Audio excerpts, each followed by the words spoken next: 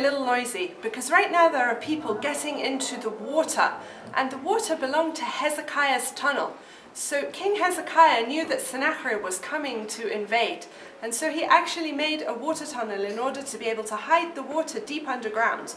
But where he was taking the water from was the Gihon spring, and it was this spring that Charles Warren discovered in the 1800s and understood that we were in the heart of ancient Jerusalem.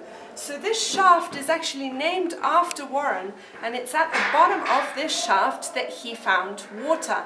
Now, this water could answer a scriptural enigma, because in scripture it says that King David conquered the city of Jerusalem and he was using something called a tzinor. Now in Hebrew, tzinor means pipe. So was that tzinor a musical instrument? Maybe like the shofars that they used to conquer Jericho? Or was the tzinor a water installation? So this is one of the possible ways that King David and his men were able to enter ancient Jerusalem, led by Yoav ben Zeruiah. He was David's commander, to be able to conquer the Jebusite city and to take it over.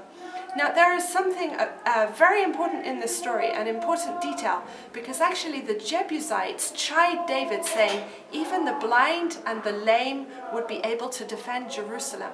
Now, in the ministry of Yeshua, if we fast forward 1,000 years from the time of David, he actually talks about how he heals a blind man and a lame man. Perhaps not a coincidence that the two people that he specifies he heals in Jerusalem are using water, and the same two people groups that actually the people of ancient Jerusalem chide David, saying he will not be able to take the city because it's built so strongly. And in just a few minutes we're going to be able to see how big the stones were that defended Jerusalem at the time of the Jebusites.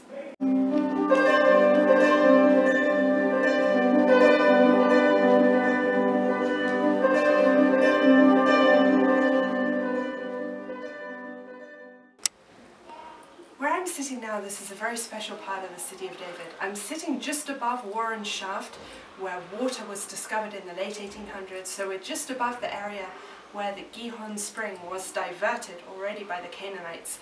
In a few minutes we'll go down to the spring tower, where they actually covered the water and protected it so that you will be able to access the water from inside the city and not outside. But in recent years and months they made a fascinating discovery in this area. It's not yet open to the public, but if you know the archaeologists personally, you're able to book a tour with them to go behind, and Ali Shukran will show you everything that they found. What they found is pretty controversial. They don't agree on the dating at all. What they do agree on is that it is a very ancient altar, an ancient place of sacrifice, a place where there was a standing stone or a matzbeach, where wine and oil and water would have been poured out as an offering to God. Now some people are connecting this to the altar of Jacob, where he pours out the water and the wine before God, and he called the place Bet El. Some people say that had to be in Jerusalem. Other people say, well no, it's the geographical description is located northeast from Jerusalem. Another fascinating possibility could be that we are in the city of David. Is this a place where he used to sacrifice to the Lord? Is this close to the location where the tabernacle have stood? Now, for now, it's an enigma, but it is absolutely fascinating that just behind me in this area, there is an ancient altar.